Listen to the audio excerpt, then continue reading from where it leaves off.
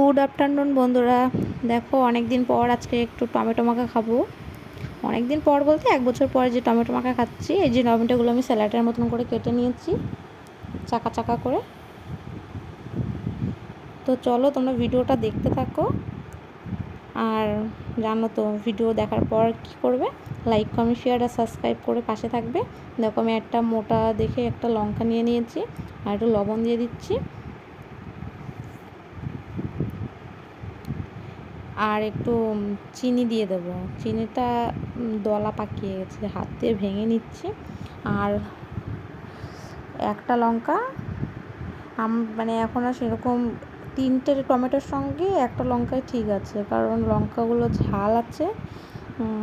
আর মানে মাখা বলো যাই বলো, যত কম লঙ্কাই দাও না কেন মানে ওটা খেতে খেতে না আস্তে আস্তে ঝালটা বেশি লাগে।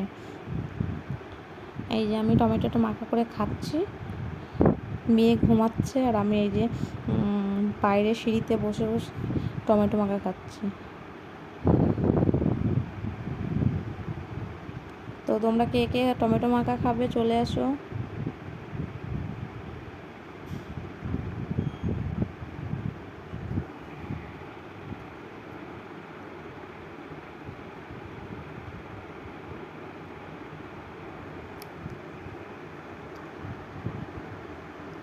তো আজকের মতো ভিডিও এই পর্যন্ত, বাই।